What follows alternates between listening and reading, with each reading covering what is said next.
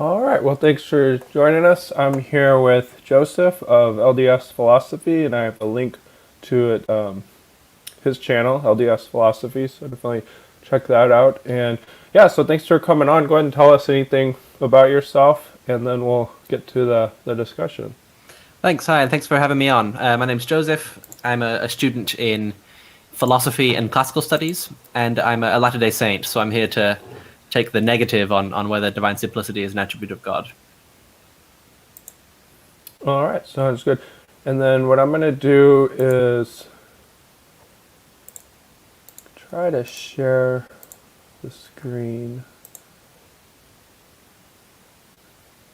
While I work on that, if you want to go ahead and start your presentation, and then we can get the syllogisms up.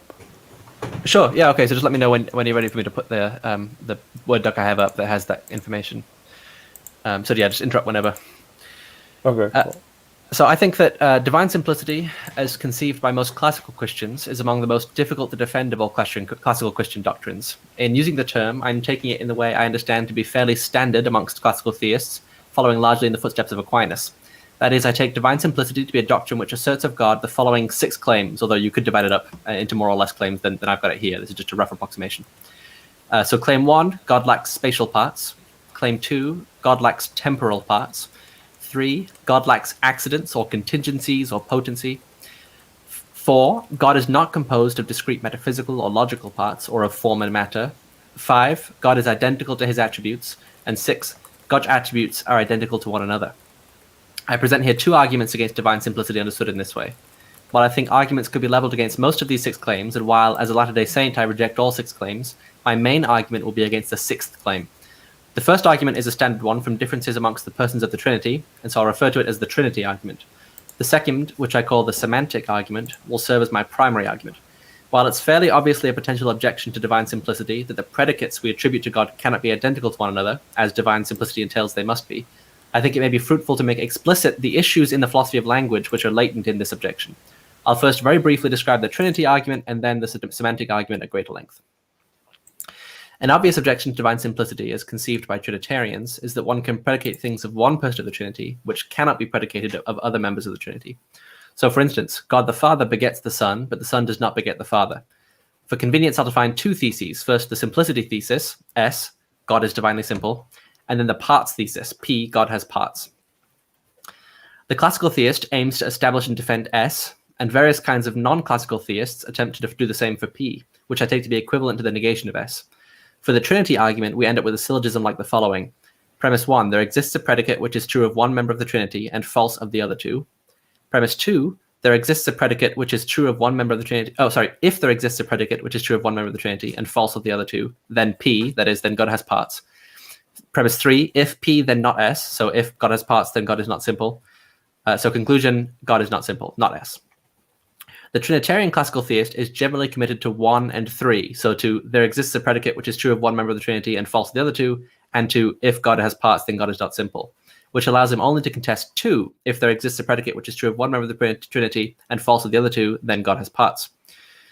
2 is an apparently very plausible premise, which means the classical theist needs to offer some argument to demonstrate why divine simplicity is coherent in the light of this. In this case, the classical theist needs to show why being able to make true predications of one member of the Trinity does not entail that the persons of the Trinity in some sense compose God. Perhaps the way out is to accept Scotus's formulation of divine simplicity. I think that in this case, Scotus could essentially reject premise 3, though in denying claims 5 and 6 above, that God is identical to his attributes and his attributes are identical to one another, I suspect he falls outside the pale of traditional orthodoxy. Another suggestion might be that all predications of members of the Trinity are relational and not categorical properties, but that hardly seems adequate to describe all the kinds of predications which classical theists make of God. The more pressing argument, as I see it, is one in the philosophy of language. The general idea is that what we mean by such terms as power and knowledge precludes our predicating them of God if God is divinely simple. I take it to be the case that if God is divinely simple, then he is identical to his attributes, if we can call them that, and his attributes are identical to one another. That is, that divine simplicity includes claims 5 and 6 above. So, for instance, classical theists assert both that God is omnipotent and that God is omniscient. The doctrine of divine simplicity says that God is identical to his omnipotence and his omniscience, meaning further that God's omnipotence and omniscience are identical to one another. In God, omnipotence is the same thing as omniscience. But this sort of identification is unacceptable in other kinds of predicates. If someone said to me that having curly hair and being tall are the same property, I would feel compelled to conclude that he is not a competent user of the terms in question. He doesn't know what one or both of curly hair and tall mean. In relation to divine simplicity, then, we can present an argument like the following. Premise 1, if S, so if God is simple, then there is an instance in which omnipotence is identical to omniscience. Premise 2, there is no instance in which omnipotence is identical to omniscience. Therefore, not S. In this argument, 1, if S, then there is an instance in which omnipotence is identical to omniscience, is a direct corollary of the definition of divine simplicity, and I take it to be uncontroversial, except maybe that a classical theist could quibble about the two-place predicate is identical to, though I don't think putting it in this way is essential to the argument. It's premise 2 that the classical theist will reject, that premise being there is no instance in which omnipotence is identical to omniscience, and so 2 that I'll motivate further. I think an argument for premise 2 could be constructed using either an internalist or an externalist semantics. For an internalist or descriptivist, there will be necessary and sufficient conditions, or at least roughly necessary and sufficient conditions, like having a sufficient number of properties in a cluster, for something's being omniscience, or for a being's being omniscient. On such an account, for instance, it would be an analytic truth that an omniscient being knows all that there is to know, or something close to that. And an internalist would take it to be the case that without some set of roughly necessary and sufficient conditions for a being falling under the extension of the predicate omniscient, we don't even have a sense of what we're talking about when we use the term. On this conception, we can distinguish between terms which have the same intension and extension, or concept and the things that fall under the concept, and those which have different intentions but the same extension. For instance, caudate, or a creature with a heart, and renate, a creature with a kidney, have the same extension, i.e., all creatures which have hearts also have kidneys, but not the same intention or concept, since the concept of a creature with a heart is clearly distinct from that of a creature with a kidney. Sameness of extension does not entail sameness of intention, but bachelor and unmarried man both have the same intention and extension. I think the classical theist who accepts internalist semantics would be committed to saying that omniscience and omnipotent are not just coextensive, but also have the same intention or concept when we're talking about God, since otherwise omniscience and omnipotence would constitute distinct attributes or properties and thereby violate divine simplicity. But it is simply not true that these terms share an intention. It does not follow from the fact that a being knows everything, that that being can do anything. What's at issue here is what it means to be the same attribute. The classical theist might assert that, like caudate and renate, is omniscient and is omnipotent are predicates which are coextensive because there's only one being of which the predicates are true, but they still have distinct concepts or intentions. But this isn't enough, since having a heart and having a kidney are still distinct attributes of creatures with hearts and kidneys, even though all and only creatures with hearts have kidneys. The question is whether the property of being omnipotent can be the same property as being omniscient. The fact that the intention of one invokes entirely different notions than the other is, on an internalist account, enough to show that we're not discussing the same property when insisting that God falls into the extension of both intentions. I'm not a semantic internalist. I'm an externalist. People tend to default to internalism until they've studied the philosophy of language, and so I've given a brief outline of the sort of argument a semantic internalist might give against divine simplicity. It's perhaps also important to make an internalist case against given that Aquinas held to a kind of descriptivism or internalism following Aristotle, and would agree actually with something like the above analysis, which is why he turned, as we'll discuss shortly, to the doctrine of analogy. I am more interested, however, in an argument from semantic externalism. Unfortunately, I'm having here to presuppose some knowledge of semantic externalism and the arguments for it, but we can set up some of the groundwork in the discussion if we need to. It seems to me that an externalist can treat omniscience and omnipotence, or predicates like it, in one of two ways. First, we can think of them as analytic truths in a way consistent with externalism. For example, Hilary Putnam, who pioneered semantic externalism, admitted the existence of analyticities understood as one criterion terms. On this view, it's an analytic truth that a bachelor is unmarried and an unmarried man, since the only criterion for being a bachelor is being an unmarried man. It's not analytically true that, for instance, water is wet, since water is a law cluster term in Putnam's terms. It seems plausible to me that we treat omnipotence and omniscience as one criterion terms. That is, that we only have one criterion for picking out what counts as omnipotence or what counts as omniscience. But this would be to treat them roughly as I said the internalist would, and this is not amenable to classical theism, as I argued. In fact, I think it's even clearer if we think the terms are one criterion that divine simplicity cannot obtain. The property about which we're talking in God must be a unitary property. It's like a single truth maker, which includes such things as omnipotence, omniscience, omnibenevolence, etc. There's no one criterion for picking out this property. If we do say that omniscience is a one criterion term, that is, that the way we pick out an omniscient being is by deciding one question, namely, does this being know everything there is to know? Then we're ruling out that any other criteria could pick out the same property. But the classical theist is committed to saying that any one of the predicates of God, like that he can do anything, also picks out this one property. So this kind of externalist-friendly analyticity certainly can't work for the classical theist for the predicates which plausibly are one criterion terms. However, even if terms like omniscient and omnipotent are one criterion terms, there are certainly predicates attributed to God which cannot be described as one criterion terms by the externalist, such that externalism will play a role in our explication of these terms. For instance, we say that God has power and knowledge and goodness. Putnam held roughly that reference to natural kinds is individuated not by a speaker's mental states, but by features of the environment to which the speaker is causally connected. Because reference is partly individuated by features external to the individual's mental states, the view is called externalism. Tyler Burge has a related but more far-reaching view called anti-individualism, on which representational mental states are partly individuated by facts external to the individual whose mental states are in question. On Putnam's view, what counts as water is partly determined by what plays the role of water in our environment, even if we don't know the underlying nature of that stuff. Water is H2O, and necessarily so, even if we don't know anything about the chemical structure of water. On such a view, perhaps we're causally related to knowledge and power through contact with ourselves or with others who exercise power and possess knowledge. And so we're actually talking about real phenomena when we use the terms. I think Burge's account might more easily accommodate such a position because it's not clear that knowledge and power are natural kinds. For instance, our representation of knowledge is constitutively dependent on the kind of knowledge we actually interact with. What we mean by the term knowledge, this is kind of the upshot of the externalist account, what we mean by the term knowledge is necessarily fixed to the kind of psychology and rationality involved in the processes which lead us to actually possess knowledge. But God does not have any of these things. He doesn't have that same psychology or rationality that we have. That follows from lots of divine attributes, but particularly from simplicity, which means he cannot have knowledge in anything like the way that we have knowledge. I think the classical theist's only way out of this, besides abandoning the project as currently conceived, which is what Scotus does, is Aquinas' way. When we make such predications of God, we're not speaking literally, but analogically. An analogical use of a term is distinguished from univocal and equivocal uses of a term in Aquinas. When I say John is good and Mary is good, I'm using the term good univocally across the two uses. They're the same type of use of the term. When talking about a riverbank and a bank in which money is kept, the word bank is being used equivocally because they're not the same use of the term. Analogical uses fall in between. They are different but related uses of a term. A doctrine of analogy strong enough to deal with the problem of divine simplicity as I've presented it would need to be very close to, if not the same as Aquinas' doctrine of analogy. And I think this doctrine of analogy simply doesn't work. A weaker form of analogy, like Scotus's, on which analogy bottoms out in ultimate univocity, which Scotus thinks is necessary for us to have knowledge of God at all, would not be able to accommodate the kind of simplicity we're discussing. William Alston calls Aquinas' view the essential analogy thesis. Anything, absolutely anything we might predicate of God is analogical.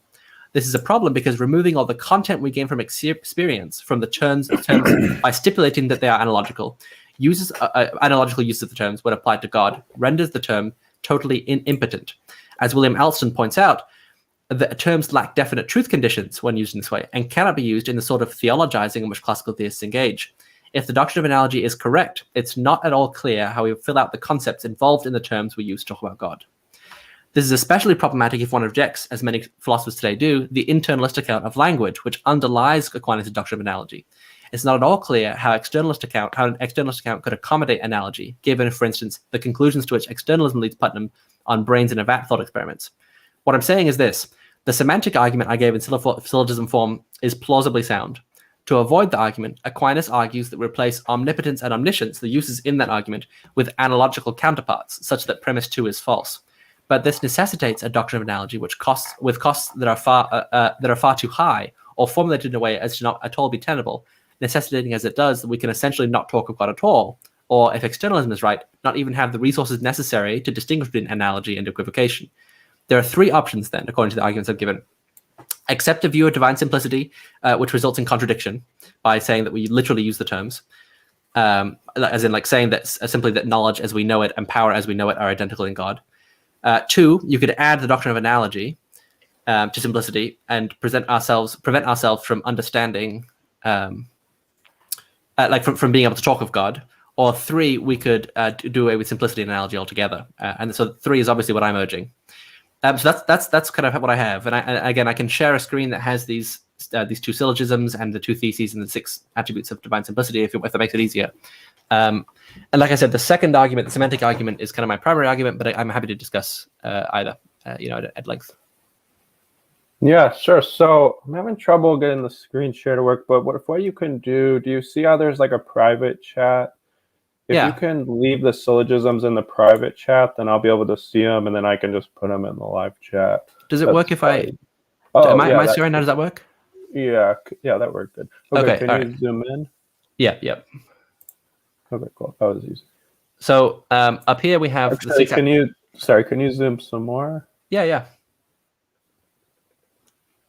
Okay, yeah, that's so this here is this what I said with the 6 parts of, I'm dividing up to 6 claims that involved in divine simplicity. And my second argument, which is my primary argument, is really taking issue with kind of 5 and 6, mostly 6. I had these 2 theses that I put that are in the Trinity argument. I'm going to put these together. Right, S, God is divinely simple, P, God has parts. So that's the Trinity argument in syllogism form then with S and P there. Let me see if I can get all 3 of these things on the screen, because we've got the semantic argument down here. Yeah, and that's fine if you can't, because we'll probably go from one to the other. Sure. Is that zoomed in enough still? Yeah, and I got a lot of the notes down, so I have it. But great. Yeah, so how about I respond to the Trinity argument a little bit, but there was more packed into the second one, so we can spend more time on that one maybe. And again, we're probably going to come at it from a different perspective, and it could be so. I actually don't think Scotus's view is off the table, but I recognize that it does kind of stretch things a little bit, that not all classical theists are comfortable with it. Mm-hmm. And I think Aquinas's view can be defensible, or at least something like it. So I'm going to assume that I'm defending something like that, but you can call me out if you don't think that I am. Okay, so with this first one, the way I got the argument down is if there exists a predicate of one person of the Trinity and not another, then God has parts. If God has parts, then God is not simple. Therefore, God is not simple because there is one predicate of one person and not another. Is that roughly? Yep. Yeah, that's what I'm thinking. Cool. Yep. Okay. Yeah, so I agree. If God has parts, then God's not simple. And I guess the way I would approach this is with the avenue of appealing to relations. And I know you said that wasn't going to work. And I would say that we can say a statement about one person and not the other person, like the Father begets and the Son as begotten. But I would just treat begetting and begotten as not parts. I would treat them as not properties, but more, and this will probably just bleed into the next argument too, is how we're going to define a property. And I'm just going to say that just simply is relational. So it's not going to introduce anything new in the substance of God. It's just going to be more just semantics. So the Son and Holy Spirit, they do partake of the same substance, but their processions don't add anything to the substance. So it just simply is a relation between that God the Father, his intellect and will have with himself. And then that necessitates that those relations are persons, but they're persons in the sense that it is a relation of that same mind and substance. So there's just nothing added to the substance. And that is, of course, difficult to conceive of. But in my mind, though, if it's not a new property, then it wouldn't introduce a new part. Yeah, and I think that's the most plausible way to go. And so for some things, I think I could be convinced that it's relational. So it's a difficult thing to argue about because, so you can talk about, in your metaphysics, what you consider to be what kind of property, right? So maybe you can have some metaphysical background that says, no, really, this is a relational property, according to my theory. And I think for some properties, like the Father begets the Son, I could probably be convinced that it's a relational property. Although that's not obvious to me, but I think I could be convinced.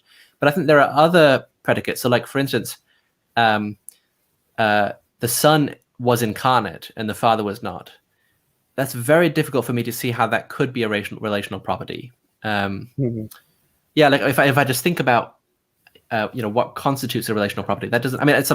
Maybe that's complicated. I actually haven't read Aquinas's. I think it's in the Secunda Pars where he talks about the Trinity at length, and I don't know if the fact of two natures, Jesus being fully God and fully man, having two natures there, is meant to help with that. But I mean, obviously, classical theists do say things like our salvation depends necessarily on the fact, and also, it's kind of supposed to be a very comforting fact that God was incarnate, right? He condescended to be man, and so yeah, it's hard for me to see how it could be relational that we say Christ was incarnate, the Son was incarnate, and the Father was not. That seems to be a true kind of categorical predication of property of the Son. So, what are your thoughts on that? Sure.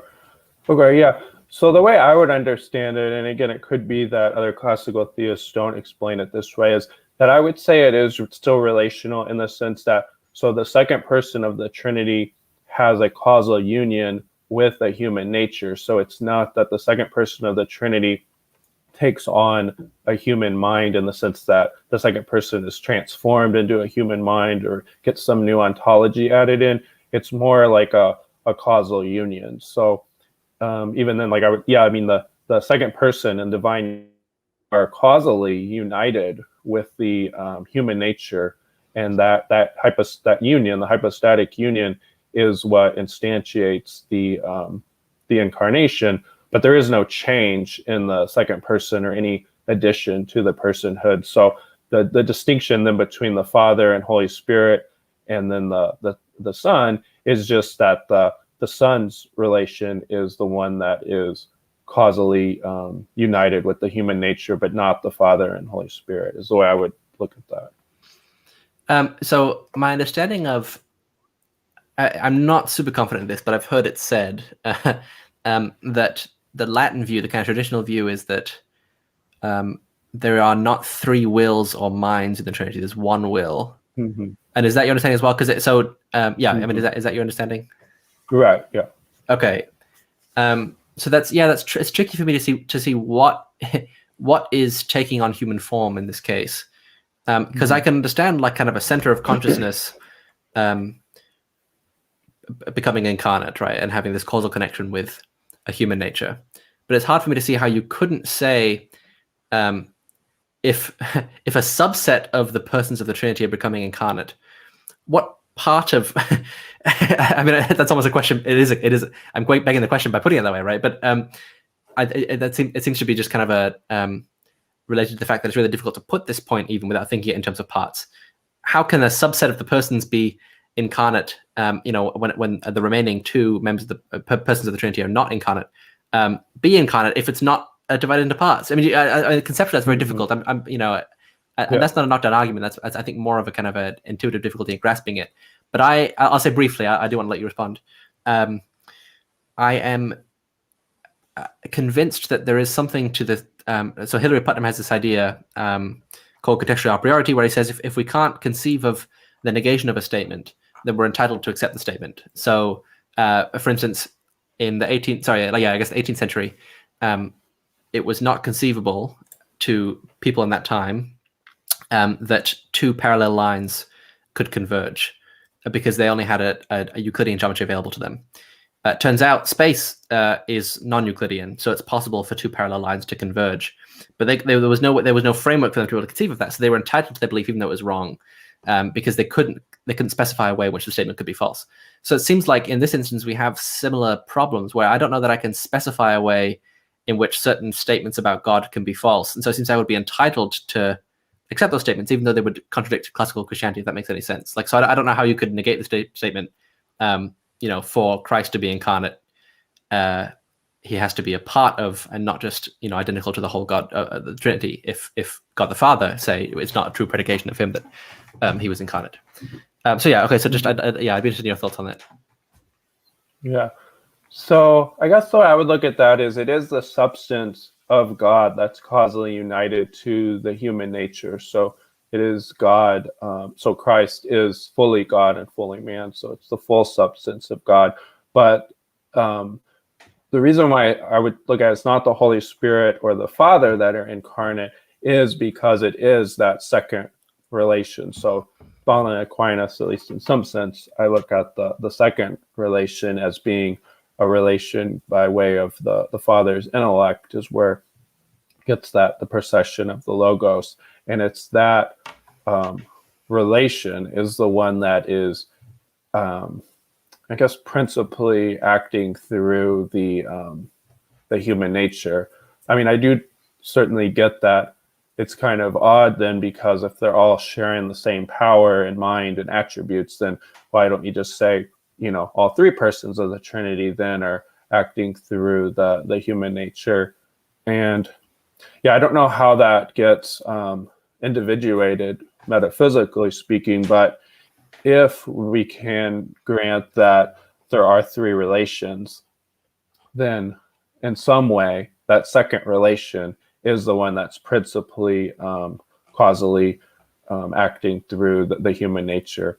And I don't know how to, there's no analogy really, but I don't know that there's a strict contradiction, but I definitely get that it is difficult to grasp.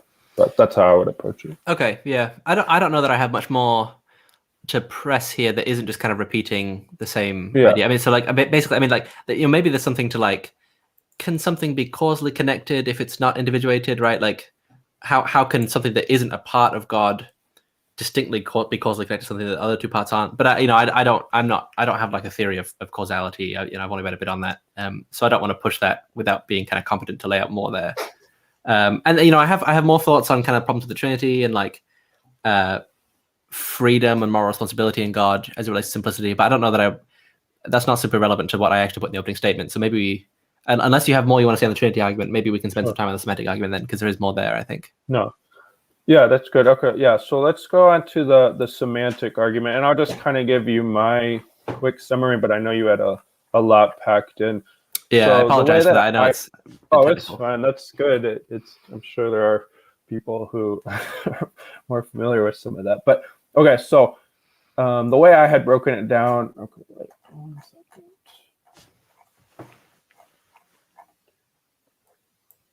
Basically, that maybe I didn't take as good of notes on that. But basically, that the attributes are not so like the omnis are not identical. So like clearly, omnipotence is not identical to omniscience. And then you spoke about how you can take some different approaches based on internalism and externalism, and both of them lead to difficulties. I'm not going to be able to summarize all those difficulties, sure. But then basically that somebody could make an appeal to analogy, but then you argue that that's or they could accept a contradiction or just do away with simplicity. So you're arguing that the appeal to analogy, it seems, would be the most fruitful, but then that has some problems like externalism. It sounded like you said couldn't commit to analogy, if I got that right. Yep. And the way that I would approach this argument initially is, so I agree that omniscience and omnipotence and a whole host of other attributes we can say about God, he's wise, he's just, and so on, like they are conceptually distinct. Like clearly when I say somebody is, knows something and somebody is powerful or somebody can do something, one doesn't entail the other. But I don't know that they are concrete properties. So it's more like, because this being has, so like I'm thinking of God, I'm saying because God is all-knowing and he can do anything, we can say he is all-powerful and all-knowing. Now they're conceptually distinct because they entail different, they have different entailments, but I don't know that like knowing something, it doesn't, in my mind, introduce a kind of concrete. It's not like there's a section of God that's the knowing section, another section that's the power section. So I'm just wondering, like, if it introduces any real concrete complexity, or more, it's just simply that God just is an all-powerful, all-knowing mind. And so I guess I'm just wondering there is conceptual complexity, but I'm wondering what gets that to the concrete complexity, if that makes sense. But yeah, it could be that some of the stuff you talked about addresses that, and you could go through that again. Yeah. So break it down. Yeah. So yeah, I think that was a good summary of the argument. Yeah, I'll say the argument again. So premise one: if God is simple, then there's an instance in which omnipotence is identical to omniscience. Premise two: there is no instance in which omnipotence is identical to omniscience. Therefore, God is not simple. So I think, like I said, I think one is just again, I mean, and maybe what you're doing is pressing the is identical to relation, but one I think in some form, I think in this form follows from, or at least put this way sometimes by classical theists, follows from divine simplicity, and so what needs to be argued is something like there is an instance in which omnipotence is identical to omniscience. But maybe what we have to say is, either as kind of you're saying, just conceptually distinct, so they're identical in the sense that they have the same truth maker. So that's one way, and then the other way is to go with Aquinas. What Aquinas thinks is what has to be done, and I suspect this is right. That if we're going to say they're identical, we can't mean anything like what we mean. And I think there are other reasons to think that, right? So omniscience, right? Let's take, right? So that we can break that down as to mean something roughly like, has all knowledge that there is to have, something like that. And that way, it's open to like open theism or something like that. I don't want to. I guess we're talking about classical theism, so I guess there's no point in being open to that. It's fine. It's fine. I get it. Yeah. Yeah, but affirms all true. Well, I don't want to put it in terms of propositions. Knows all there is to know, or something like that, right? So then, we say, well, what do we mean by know? And for us, the attempt in philosophy has been to kind of perform conceptual analysis on that and conclude, it's justified true belief. Obviously, that's controversial. Not everyone accepts that view, and there are problems for that view anyway. But we can kind of say that provisionally. For us, for creatures, creaturely knowledge is justified true belief. So then, if we want to say God's omniscient, it looks like we would want to say, God has justified true belief in all true propositions or something like that. Well, belief is seemingly an essentially psychological notion. In some way, it's certainly. So like the externalist is going to say it's connected to the actual state of the world, right? And so that's going to rule out that God can have beliefs because of the way we use the term based on what we're causally connected to.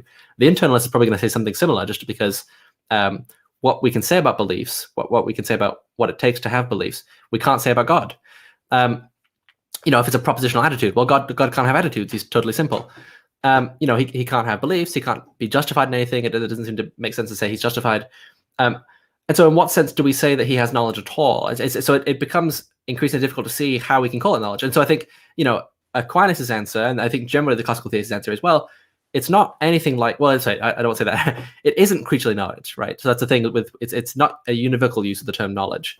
It has to be somehow analogical, so different but related. And so then my question is how? Related how? What are we saying when we say it's related? So I think, think about it conceptually. This is the very rough approximation, but we can say, imagine a concept is like a little circle, right? And as an externalist, I'm not super keen on concepts, but let's take this for now. This is definitely the way that something like the way Aquinas thought about it.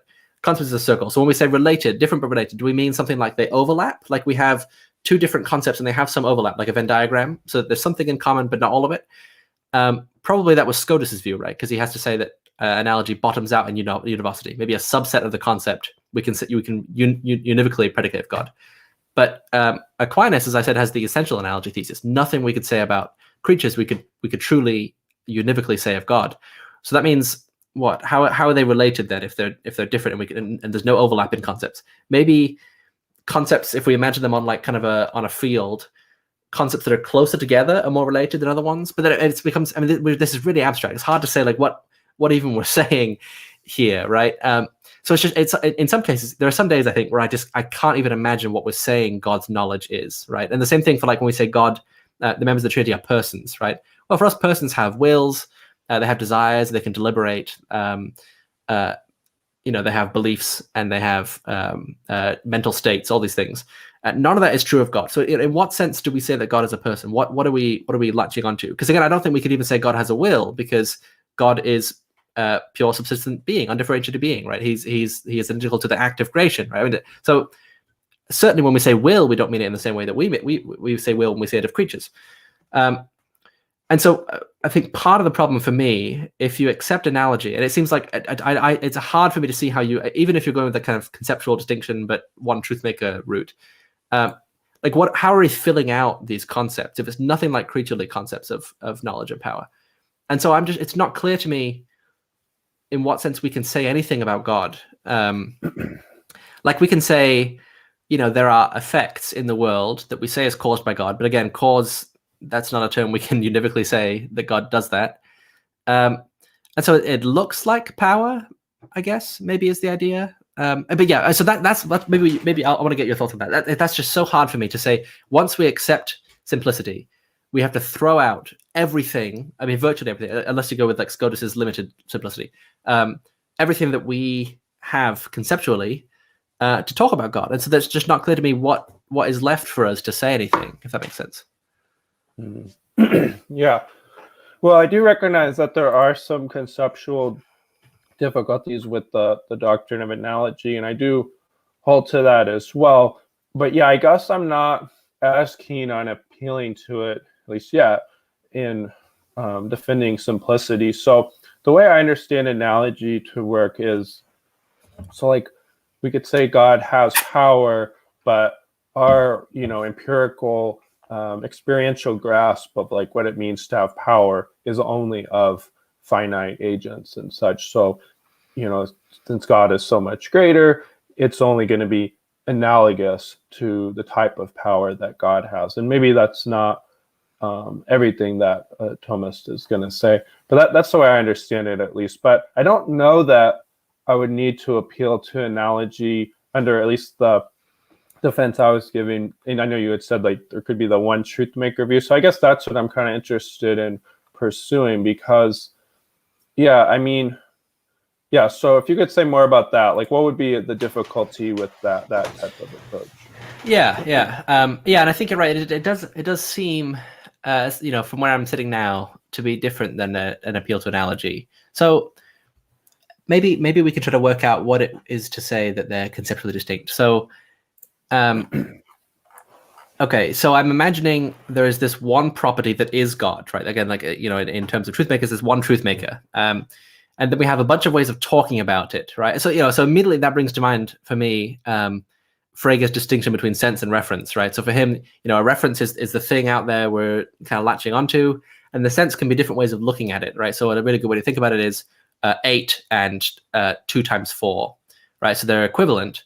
So it's a different sense, a different way of attaching to the same thing. And so it seems like, maybe you can say something like that, right? But then how does that work? So the reason the sense reference distinction works is the reason we can have different senses for the same referent is that we're not invoking anything different in the different senses, right? So it seems like maybe it's kind of analogical to what we're saying here, but it doesn't seem to quite work because we're just talking about totally different notions. We talk about knows everything and can do everything, right?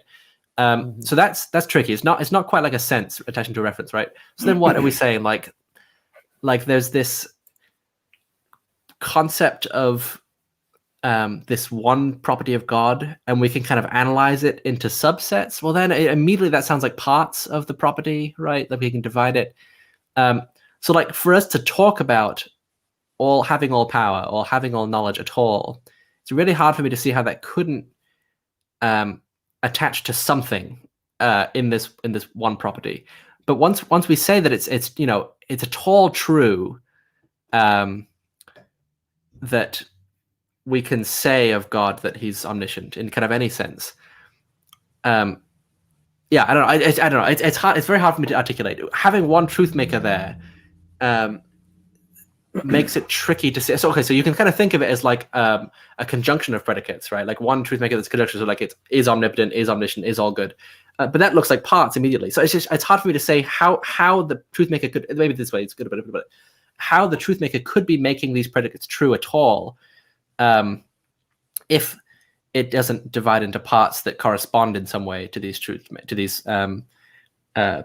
and if we can't conceptualize that at all, it's hard for me to see why we can't just say, well, if I can't specify, I don't have a reason to believe that. I mean, so maybe, well, okay, I won't go down that route, but yeah, okay. So give me your thoughts on that first. We can press some of these points. Okay, sure.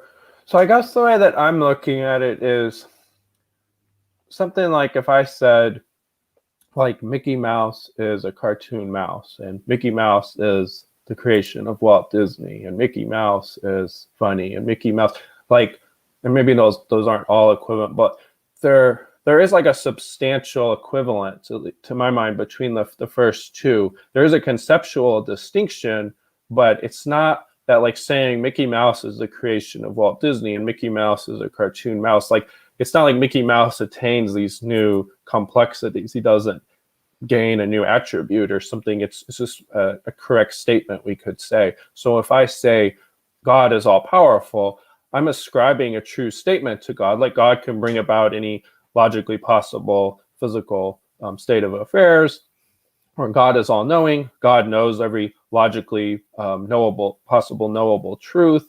I mean, those both they're true, and they're entailed, I would say, by the fact that God is the fullness of being, or the ground of being, or whatever description we're gonna apply. But I don't know that they're adding anything concrete to God in the same way that like I can say those statements about Mickey, and that analogy may totally fall apart. But I'm wondering, what do you think about something like that? Yeah, so I think trying to give analogies is a good way to do it, although it's tricky. I wonder whether there are going to be any adequate analogies. So in the case of Mickey Mouse, maybe Mickey Mouse is a creation of Walt Disney is relational. I mean, I don't know if that gets into like ontology of fiction or anything like that, but maybe let's take two that are like clearly not relational. So Mickey Mouse is a mouse. Mickey Mouse has two ears.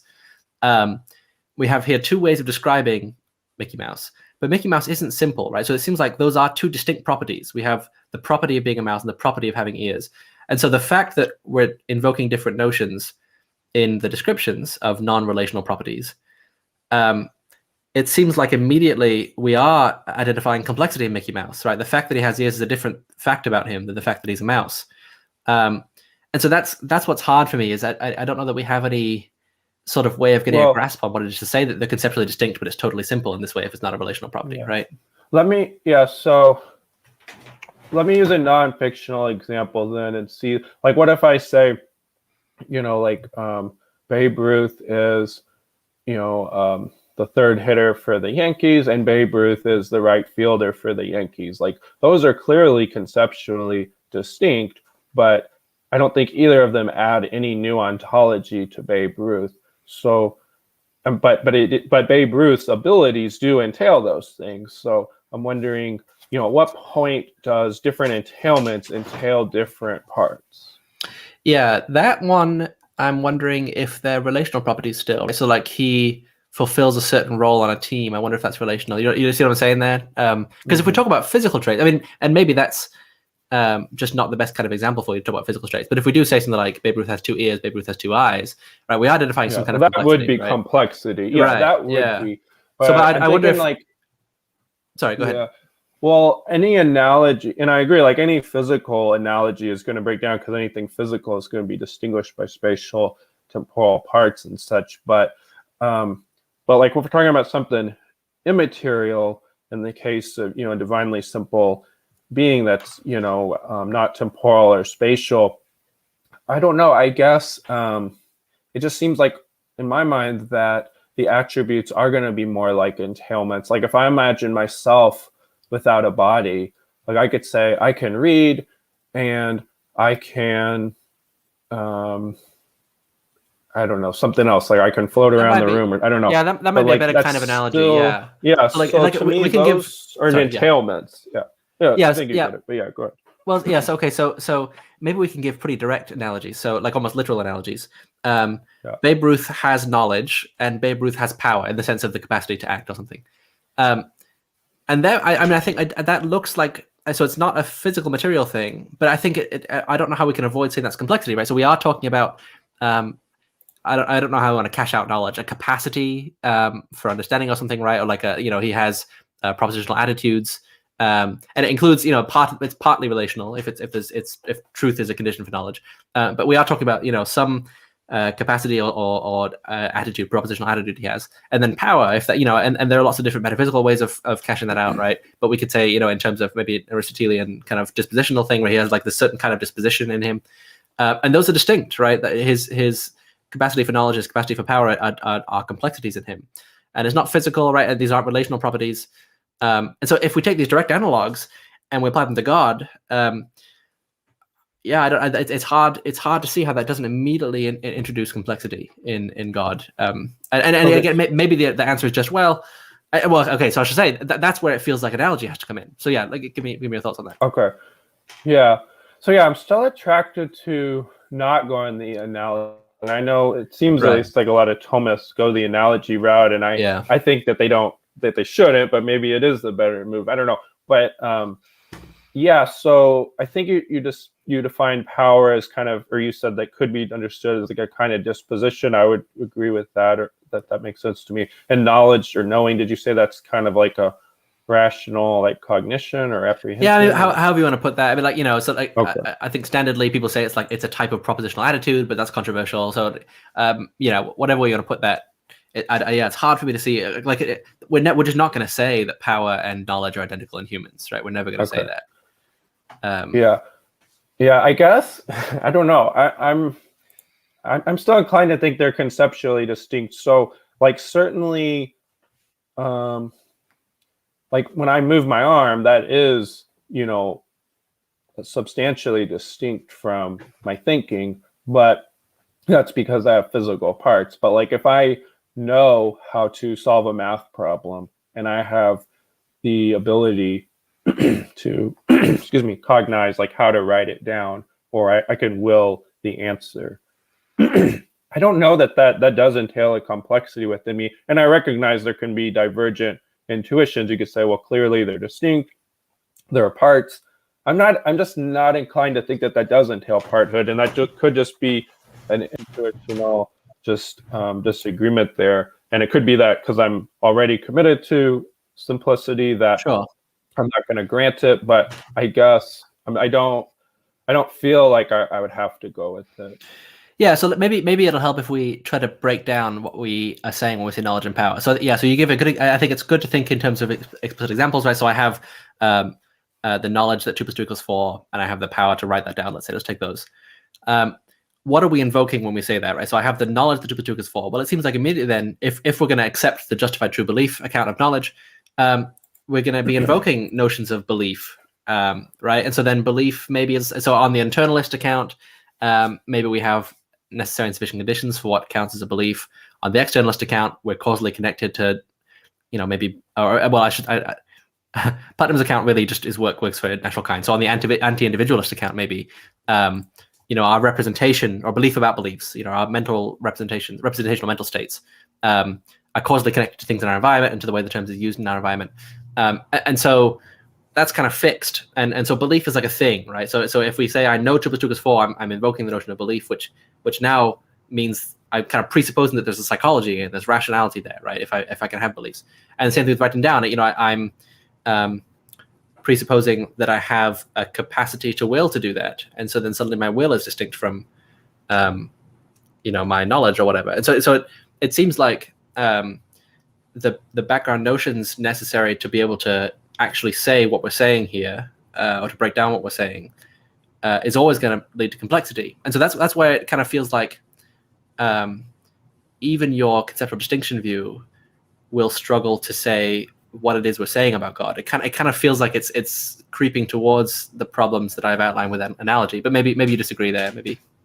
Mm-hmm. Yeah. So I wouldn't define knowledge as justified true belief, but I don't think it's essential to hang. And I know you acknowledge that was controversial, but I don't. So yeah, but I don't think it's actually relevant to the objections that I'm raising for me. But I would say though, it sounds like then the disagreement's kind of going towards the distinction between the intellect and will, perhaps, because I know you had touched on that. And I agree that the intellect and will do seem conceptually distinct. There is a faculty that knows, and then there's a faculty that wills. And I want to say that they're one and the same faculty that has different exercises. And that's where I'm going to say that those two at least don't introduce properties in my mind. But again, I recognize that one could have a different intuition there. But what do you think about that? Yeah, interesting. That's an interesting view. I don't know.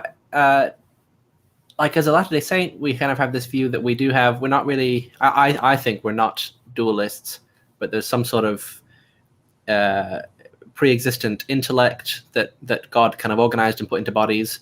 And so it's actually, I think, possible for me to accept the view that intellect and will are the same. I don't know. That doesn't seem prima facie implausible on a Latter-day Saint view.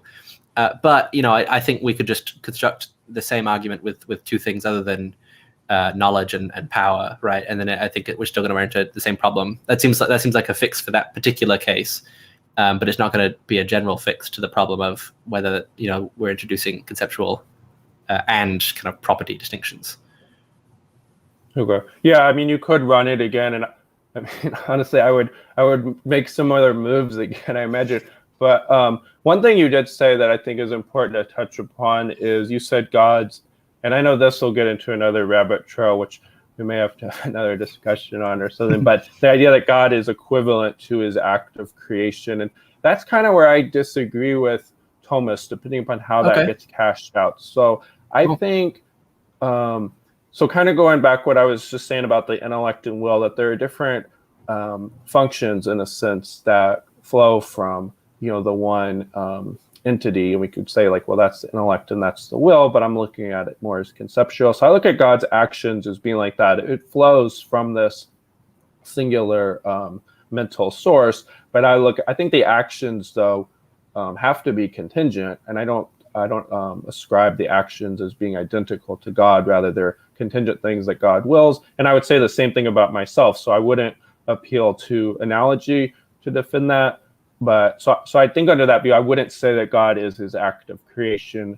And I don't think I'm diverging from the Thomist view in spirit. I think I'm just not committing myself to some of the moves that they make. But what do you think about that? Yeah, that's more appealing to me. Obviously, I mean, I don't accept divine simplicity, so it's always going to sound, the more you divide out, it's going to sound better. And that doesn't. I mean, I don't know if I'm not super familiar with Thomism and with Aristotelian metaphysics particularly. So like the act potency distinction, I suspect part of the motivation at least for saying that God is that act is kind of stems from the act potency distinction, which Thomas taking that to be like a really metaphysically robust distinction, and I'm not sure of that. But you're avoiding, I think, one of the really like stark examples of like, wow, that sounds weird to say that God is an act and a person. Like, can an act be a person? That's just one of those things that kind of drive. When you say that kind of drives home the weirdness of simplicity and the weirdness of the doctrine of analogy when you can say something like that. So yeah, I'm happy with you avoiding that if you can manage it in a Thomistic framework, because that is this sort of problem is the reason that I really struggle with simplicity in the first place. Yeah. Well, right, and then it gets into like modal collapse concerns, which I thought you were going to bring up, but you didn't go that direction. I thought about it, yeah. Which, I mean, that's a difficulty, and I have some short videos where I try to respond to some of those versions. But yeah, and I personally think, and again, I'm not at all an expert, that Thomas can make a mistake in equating God with his action if they do that. But one other thing I want to address, and then maybe I'll let you conclude, and then we can do some questions, is you had said that the divine person, something like they don't have a will or something, and it was kind of in passing, but I just wanted to clarify that. Of course, under the even the Latin model of the Trinity, the divine persons would still have an intellect and will. They would all just be sharing the same one. So it would still entail a different understanding of personhood in the sense that they each don't have their own separate intellect and will, like the social Trinitarian models sound like they subscribe to. But I just wanted to clarify that would be, just to make sure my position was distinct there. Yeah, I think that was probably when I was saying like, God doesn't have a will or cognitions or beliefs or desires or deliberation. Yeah. And I think, in a creaturely sense, he has none of those. And so then, the classical theist will, I think, has to say that God has a will, right? But then just, it's not clear what that means exactly. Yeah. Yeah, and I guess, and that's where I would go more of the sort of the one truth maker route, if you want to call that, rather. And I kind of want to steer away from using analogy to defend other things, even though I do accept analogy, but I don't know that it's fruitful, for me at least, in approaching simplicity. But but I enjoyed this discussion. I thought this was really good. Me too. But go ahead and if you want to share anything on your channel, or if you have any concluding thoughts about our discussion or anything, and then we can look at some of the questions that we have. Yeah, maybe just to kind of spur the questions, I'll just quickly kind of run through what I'm thinking in the second argument again, so people have that kind of fresh in their mind. So the idea is, so the actual syllogism itself is premise 1. If God is simple, then there's an instance in which omnipotence is identical to omniscience. Premise 2, there is no instance in which omnipotence is identical to omniscience. Conclusion, therefore, God's not simple. And so that, I'm thinking here, either an internalist or an externalist, and then again, on the externalist side, either on one criterion view of analyticity or just kind of accepting this kind of anti-individualism. We can never say, according to what we mean by omnipotence and omniscience, we can't say that they're the same thing. And so what's the way out? Well, so if we just accept that it's literal, univocal talk of God, then we've got a contradiction, and that seems like a problem. So then, do we add... Caleb has this kind of suggestion, maybe the conceptual distinction, that would be one way out. Another way out would be to add analogy. But it seems to me that analogy leads to problems with, as Alston says, kind of indefinite truth conditions for statements about God, as well as making it difficult to say kind of what we're talking about at all when we talk about God. So it's really tricky. And then so that, and if we don't think either of those work, then it seems to me that we would need to reject simplicity. So that's my line of thinking. But yeah, I'm looking forward to get some questions. All right, awesome. All right, so I think this is directed to me, but how would it affect your arguments if God doesn't even exist, or otherwise if God is literally a dude named Ed from Trowbridge, United Kingdom? And I guess they're referring to like if divine simplicity arguments like don't go through, like what are the implications for that, as the way I'm interpreting it, at least. And I would say, yeah, I mean, somebody could be a theist, of course, and not hold the divine simplicity like many theists do. But I would, from my perspective, I just think it plausibly flows from my view of viewing God as an unlimited being, and then I think divine simplicity broadly follows, at least plausibly so. But then it does get into some intricacies of, is it more of a scotistic simplicity or atomistic, and what's allowed for classical theism. But that's how I would look at that. But I don't know if you have anything to add there. No, I doubt that God is Ed from Trowbridge, but I don't know that my arguments will be affected much because I'm denying a certain predicate of a certain kind of God. So presumably Ed is not divinely simple. I don't know. Maybe Ed can tell us. Okay. Chris asks, what do you think is the strongest argument for that conclusion? But sorry, Chris, I don't know. I think Chris might have been asking somebody else in the chat on that.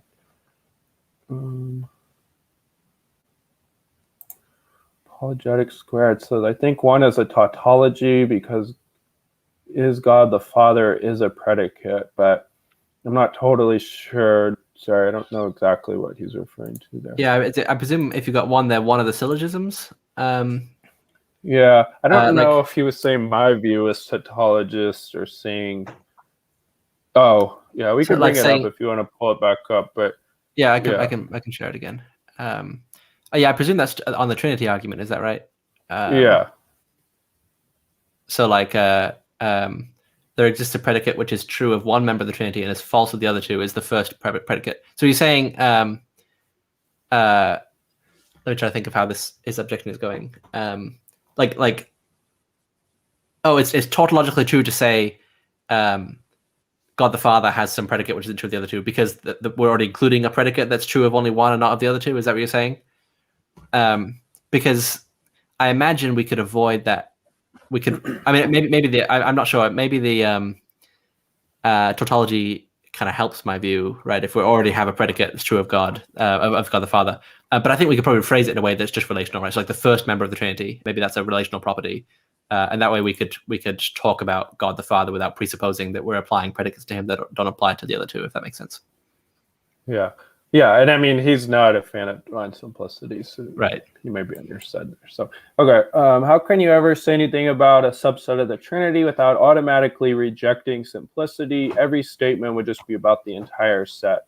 I mean, and then the way I would, I know this was earlier in the discussion, but at least the way I would respond to that is that you can make relational or conceptual claims about the persons, but I would say it would only compromise simplicity if I said that one of the persons has some real property or concrete feature that another person lacks. And I would just say that the Trinity doesn't entail the latter, but it entails the former. And I don't think that that's in conflict with divine simplicity. And the way I'm understanding, at least, that God is one undivided substance. So hopefully that made some sense. Okay, let's see.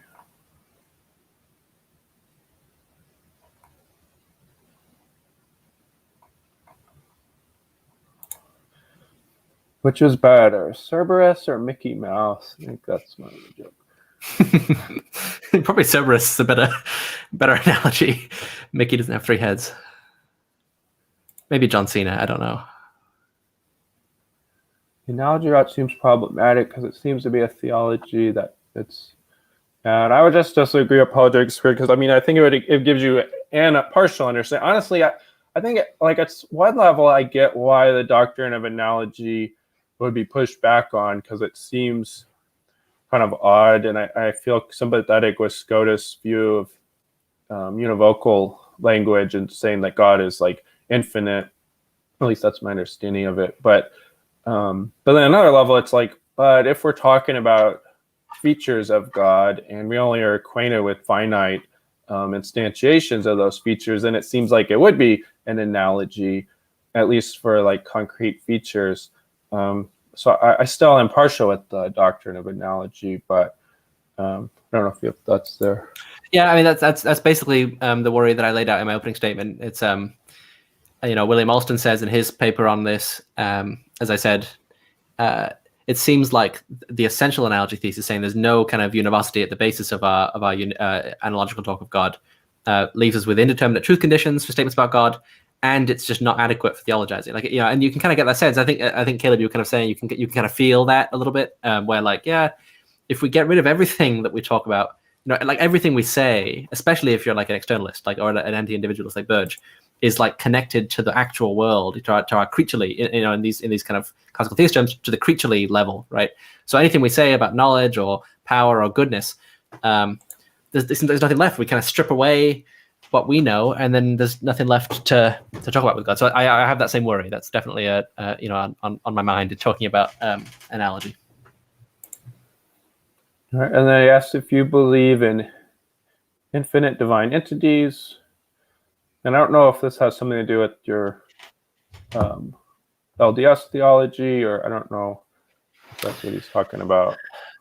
So I'm as a Latter-day Saint, I'm committed to the existence of actual infinites, like an infinite past. Infinite divine entities, like I don't know. So etymologically, infinite is like without limits, and I don't know that there are like any strong senses in which the Latter-day Saint God is without limits, right? So, I mean, he's a corporeal being, he's in time. Like maybe we can say in terms of knowledge or power, but it's not clear to me that that's exactly what the Latter-day Saint has to or should say, that there's like an infinity there in some strong sense. Yeah, so infinite in the sense that God has existed for an infinite duration of time. Beyond that, probably there's some room for Latter-day Saint to say yes to your question. Personally, not super clear that there's a good sense in which I should say yes. And then there was a follow-up. You affirm that the simplicity of a theory increases its likelihood. Yeah, I think simplicity is a theoretical virtue. So if a theory is simpler, that is a reason to think it's a better theory than a theory that's more complex. Yeah. All right, and then he was following up. He was saying one seems unobjectionable, so I would have to debate two. I see. Yeah. I think one is. So I think you might be right, actually, that maybe it is tautological to say God the Father. I mean, I didn't put it that way in the actual syllogism, but I could have, and I think you're right. And I just think generally, right, like the classical theist is going to want.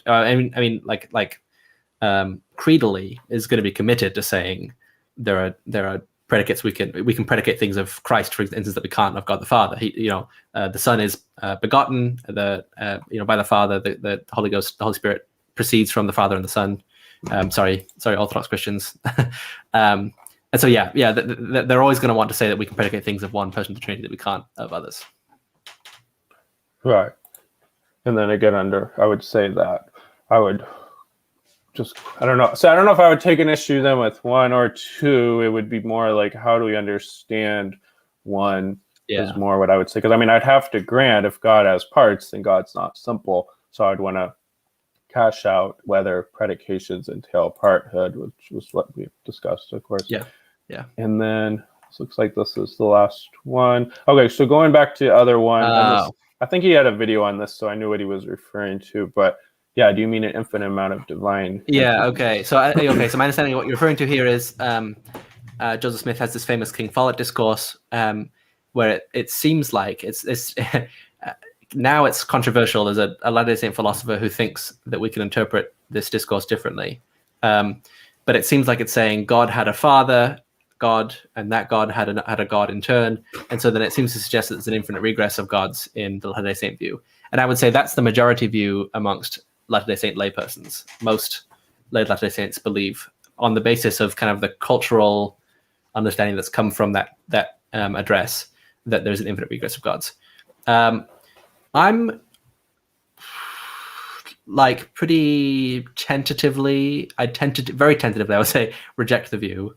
I mean, so one way you can do that as Latter-day Saint is like Osler does, this philosopher I mentioned, reinterpret. The problem with the passage, the passage that seems to suggest this basically is that Joseph Smith quotes a verse of scripture and then talks about it. And the talking about it seems to say that God had a father, God. The verse he's referring to might suggest that it's actually referring to an earthly father, like Christ, he was born on earth. And so on that view, maybe you don't have to say there's an infinite regress of gods. Maybe this God is the only kind of big God, like a kind of monotheism or something. And then he's got a follow up. It looks like, yeah. So, I think we can distinguish between the simplicity of the theory itself and the simplicity of the ontology the theory posits, right? So, yeah, I mean, I think that's pretty straightforward. So probably yes, positing an infinite number of entities is a point against that view. Although, as I said, I don't think a lot of the Saints committed to that. But I don't think that necessarily means that the theory is not simple, right? That's a distinction that Josh Rasmussen makes between the simplicity of the theory and simplicity of kind of the ontology that follows from it. And I think that's important for classical theists or neoclassical theists too, to be able to distinguish that, because positing a God who's infinite in lots of different senses, maybe even just conceptually, might complicate the theory or complicate the ontology, right? Yeah, I definitely think there's a distinction between ontological simplicity and then like epistemic simplicity. And yeah, I mean, there definitely are different senses and can be cashed out differently. All right, well, looks like we have another follow-up, so I'll let him go, and then I'm probably going to close this out. Talking about the choice between infinite gods or a single god whose property. I think this was more like kind of a quip. Yeah, that's right. Yeah. Okay. All right. Well, yeah, I really appreciate you coming on. I enjoyed this discussion, and you're welcome back if you want to come on again and debate me or somebody else. And I thank everybody for watching. If you could like and subscribe, I'd appreciate that. And we'll go ahead and end it there.